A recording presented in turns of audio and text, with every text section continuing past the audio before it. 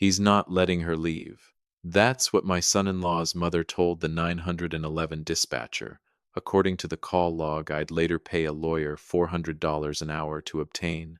Standing in her own kitchen doorway while my daughter lay on the tile behind her, not moving. 63 years old, a hip that clicks when the weather turns, and a cardiologist who uses the word manageable the way other people use the word fine. And I went through that woman's kitchen door like it owed me money. My name is Walter Pruitt.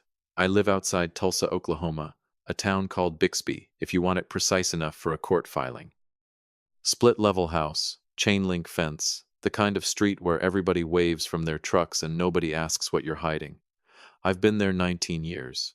Raised my daughter Casey in that house, taught her to shoot free throws in the driveway under a hoop I bolted to the garage myself, crooked, because I never owned a level.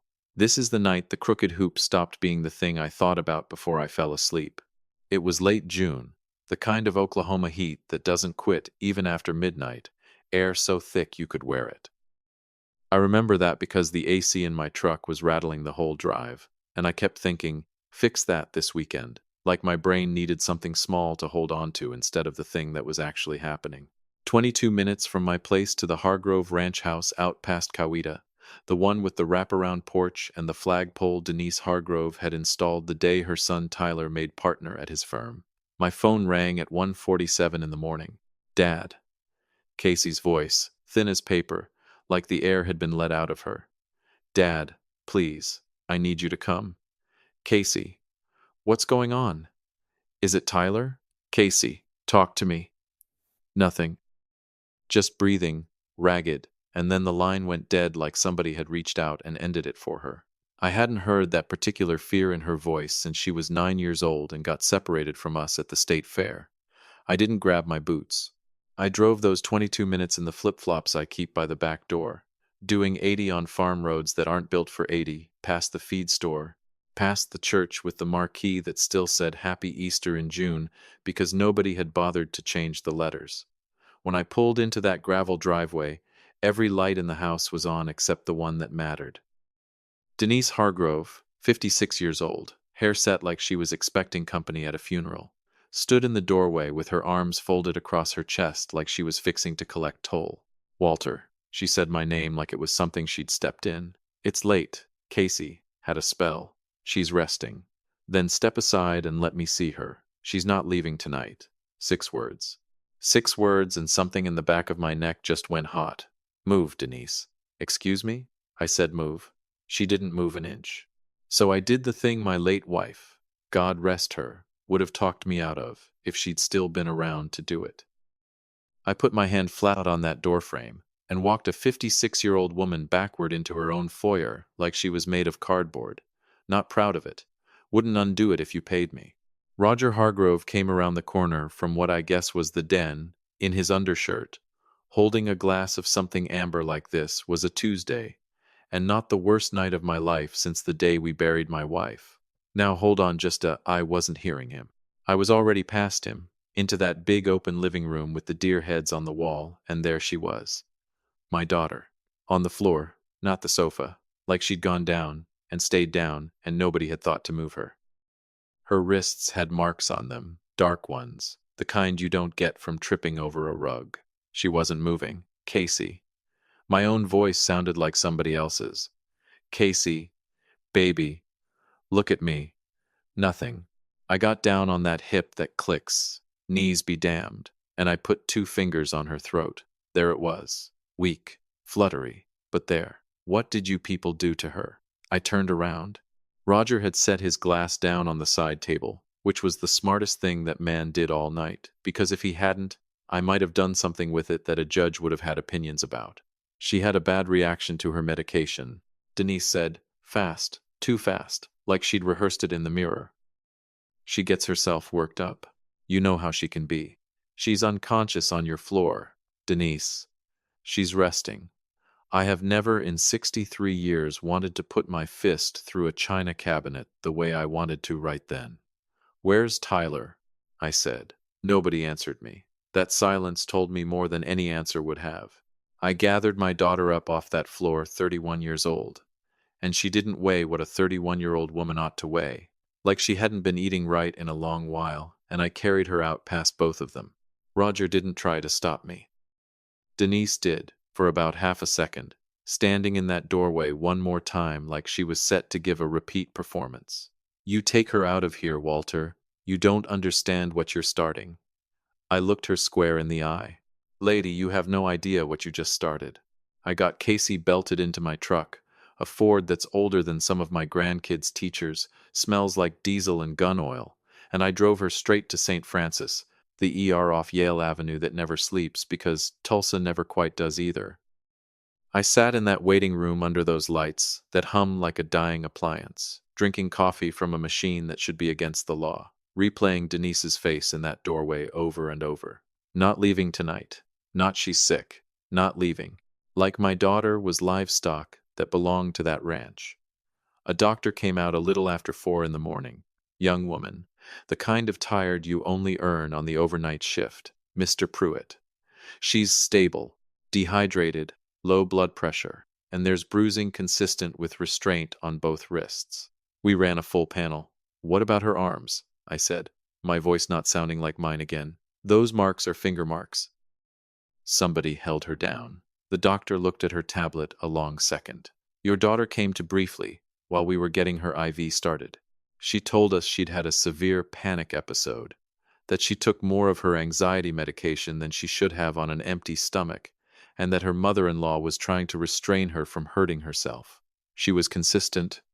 She declined a forensic exam. Because of that, and because she's a competent adult, giving us a clear story, I can't compel the police to open a report. But Mr. Pruitt, I've worked this floor 11 years. I strongly recommend she talk to someone. There's a card on her tray table. I sat with her 2 days in that hospital, held her hand, watched that monitor blink, and thought about every Hargrove Sunday dinner I'd sat through, smiling, eating Denise's chicken fried steak, telling myself Tyler was a good man because he had a law degree and a firm handshake and a smile that showed all his teeth. A firm handshake. That's what I'd judged the man on. Should have watched his eyes instead. On the second night, Casey came around. Really came around. Eyes tracking. Focused. Scared. Dad. I'm right here, baby. You're safe now. She grabbed my hand hard enough to leave a mark of her own. Did you go back to the house? Did Denise? I got you out. That's all that matters right now. She shook her head. Fast. Almost wild. No. No, Dad. Listen to me. Don't go back there. Don't say anything to Tyler. Don't call a lawyer. Not yet. Please. That stopped me cold. Of everything I braced for her to say, that wasn't on the list. Casey, after what they did to you, I know what they did. Her voice cracked, but her eyes didn't.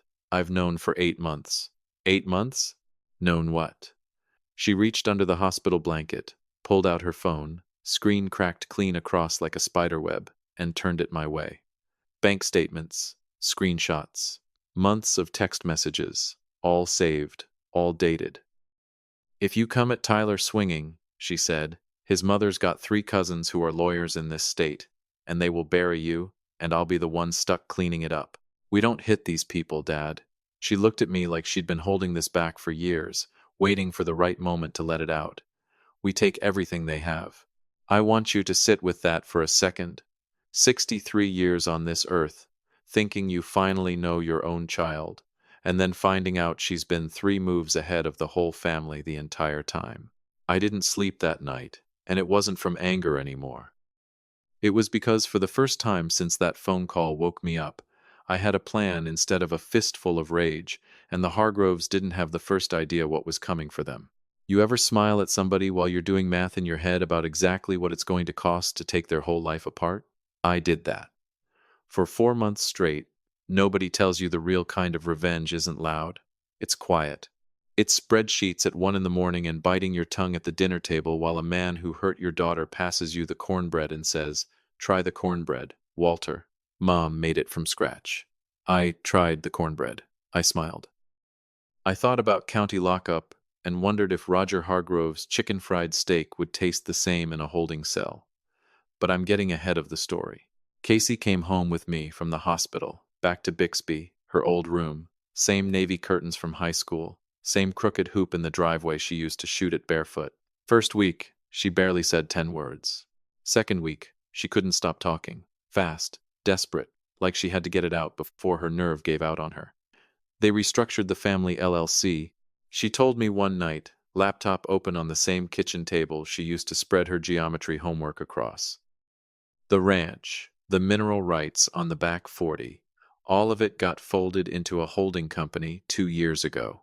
Roger's accountant drew up paperwork naming Tyler as managing member, supposedly so he could help handle things while Roger's health was bad. They slid it in with a stack of tax documents, she said. I signed a general consent page, but somebody forged my actual signature on the operating agreement, the page that let Tyler pledge the mineral rights as collateral. He borrowed against your family's land. Worse. She rubbed her eyes till they were red. He used his position to take out 2 commercial notes against those mineral rights to bankroll his oil services startup, the one that's been bleeding money for 3 years. Every time I asked why our account was thin, he'd say the market was rough and I needed to trust the family. Denise runs the household accounts. I got locked out of the online portal completely. That's when it landed on me square.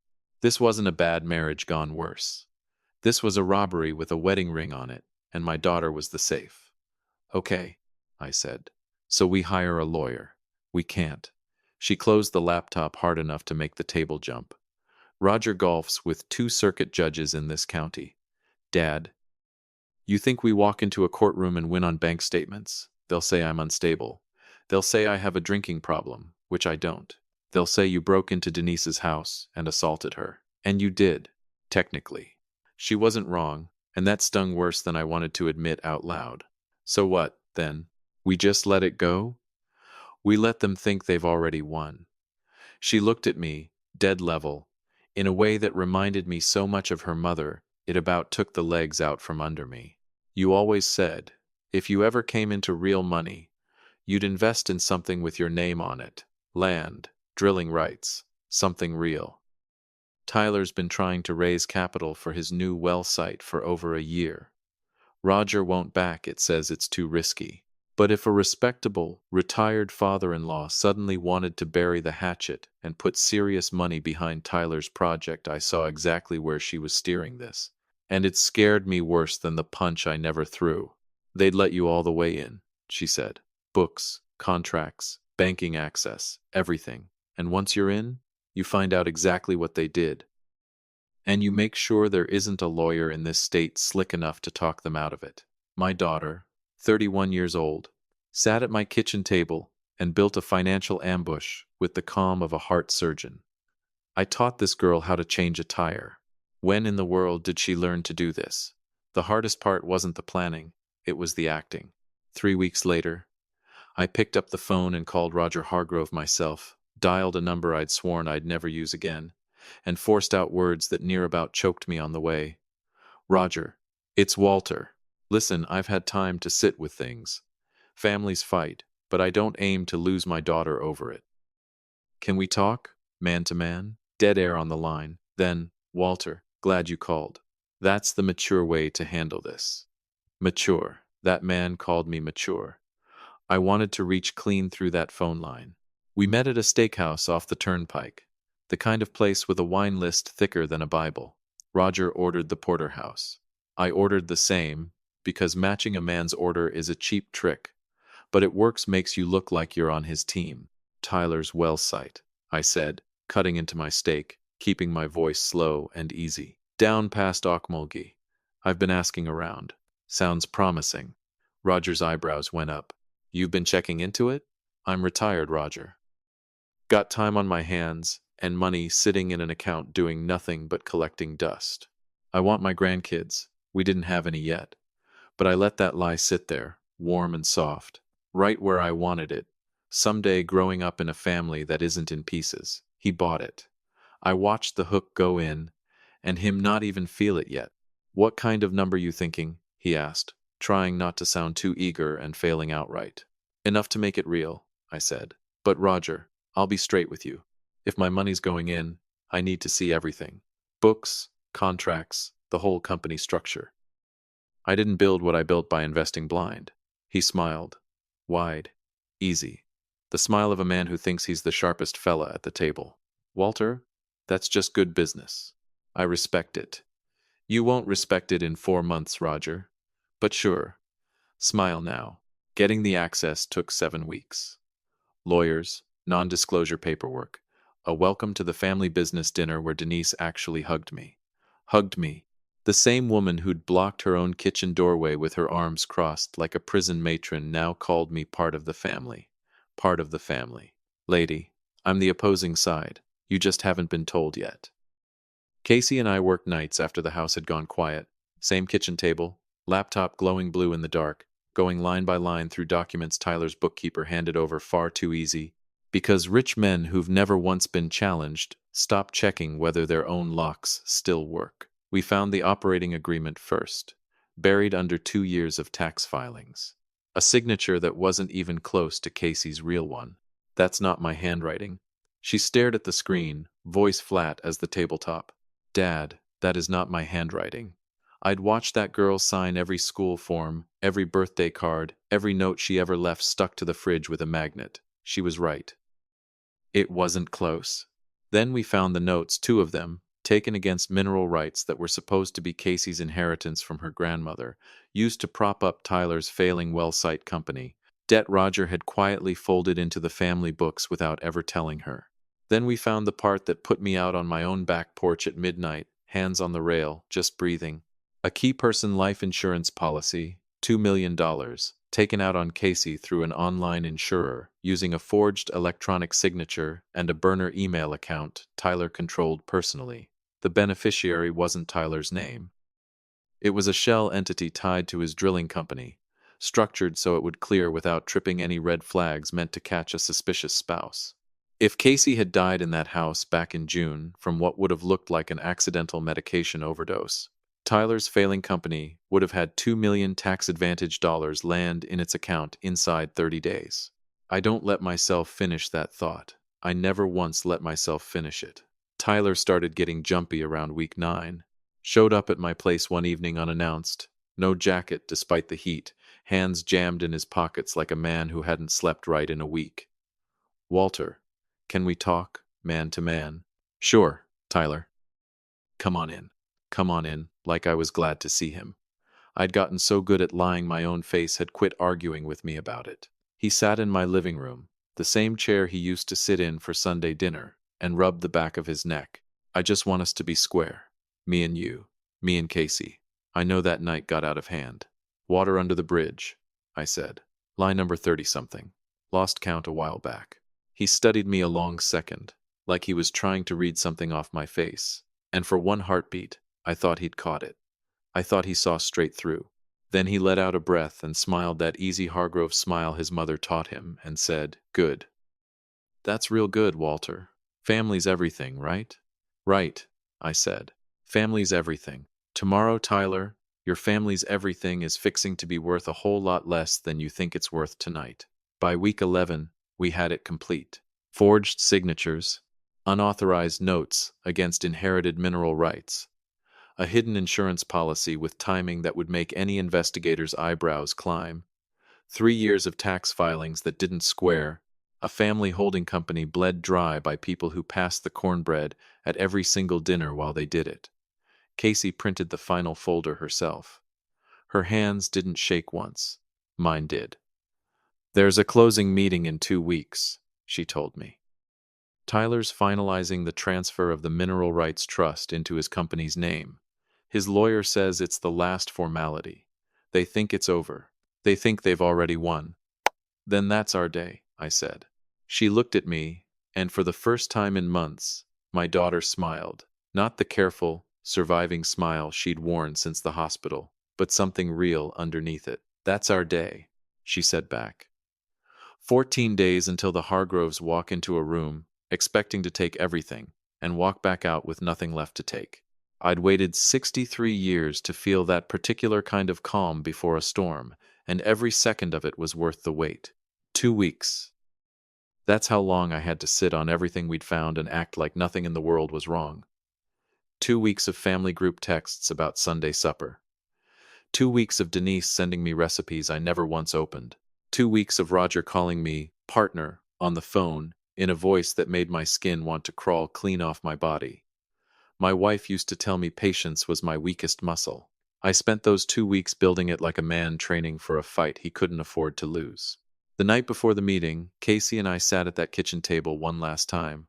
Folders spread everywhere, coffee gone cold, her laptop open to an email she'd drafted and deleted 3 separate times. "You sure about this?" I asked her. She didn't answer right off. When she finally looked up, her eyes were wet, but her jaw was set the exact way it used to set in high school right before a tryout she had no business being nervous about, and then she'd make the team anyway. "I called you at 2 in the morning because I thought I was going to die in that house, Dad." Her voice didn't shake at all. "I am not scared of a conference room.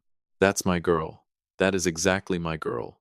The meeting was set for 10 o'clock at Roger's attorney's office downtown, top floor, big windows looking out over the river. Long table, bottled water lined up like it was standing at attention, the whole room built to make regular people feel small. Roger walked in first, suit pressed sharp, smile already loaded. Denise came behind him in pearls, like this was a luncheon and not a robbery in progress. Tyler came last, hands in his pockets, looking for the first time in years almost nervous. Maybe some part of him knew. Men like Tyler always know it. Somewhere down under the cologne and the confidence they just don't let themselves believe it till it's already too late to matter. "Walter." "Casey." Roger spread his arms wide like we were old war buddies from the same unit. "Glad we can finally put this behind us." "Big day. Big day." I agreed. "You have no idea, Roger." We sat. The attorney, slick, young, wearing a watch that cost more than my truck, slid the closing documents across the table toward Casey. "Just need your signature here, Mrs. Hargrove, and here. This finalizes the mineral rights transfer into the drilling company. Should have been done months back, honestly." Casey didn't touch the pen. "Before I sign anything," she said, calm and even, "I've got one question." Roger's smile flickered. "Barely." "Of course, sweetheart. Whose handwriting is this?" She slid a printed page across the table, the original operating agreement, the one with the signature that wasn't hers. Silence. Beautiful silence, the kind rich folks aren't in the habit of sitting through. "That's your signature, Casey," Denise said. Too fast. That same too fast voice from the doorway back in June. "You signed that yourself." "I didn't." Casey's voice cracked just slightly, not from weakness, from anger held tight on a short leash. "I have never seen this document before this morning." She didn't pick the pen up. Instead, she leaned back in her chair. "I'm not signing this, Roger. And I think your lawyer needs to check the hallway." Before Roger's mouth could even open, the heavy office door swung wide, and 2 investigators from the Oklahoma Attorney General's Financial Crimes Unit walked in, along with a representative from the district attorney's office. We'd spent 3 weeks coordinating exactly this. By bringing forged operating agreement documents into a formal closing meant to legally transfer inherited assets, Roger and Tyler had just committed felony forgery and attempted larceny by fraud, right there in front of witnesses. "What in the hell is the meaning of this?" Roger's attorney said, standing, his fancy watch flashing under the lights. "This is a private business meeting." "Not anymore, counselor." The lead investigator laid a search and seizure warrant flat on the table. "We have an active criminal investigation into forgery, identity fraud, and financial exploitation regarding the Pruitt Family Mineral Trust. Since your office facilitated the filing of these forged instruments in this county, we're here to secure all physical and digital records tied to Hargrove Energy Partners and this trust. Nobody leaves until our team images the server." Tyler's face went the color of drywall. I laughed. 63 years old and I had to bite the inside of my cheek raw to keep a straight face. "Here's the part I want you sitting with Roger Hargrove." The man who called me mature for not knocking his teeth loose turned to me with his face gone gray as old asphalt. "Walter, you did this." "No, Roger." I leaned in, slow, calm, calmer than I'd felt in 4 solid months. "You did this 2 years ago." I just flipped the light switch on. Denise shot up out of her chair so fast it near tipped backward. "You used us. You sat at our table. You ate at our house." She wanted me feeling guilty over it. Lady, I felt guilty about 4 seconds back in June, pushing past you in that doorway. That guilt's been dead a long while now. You blocked that door, I said, looking her dead in the eye, with my daughter unconscious on your floor, and told me she wasn't leaving. You don't get to lecture me about what people deserve. She had nothing to say back.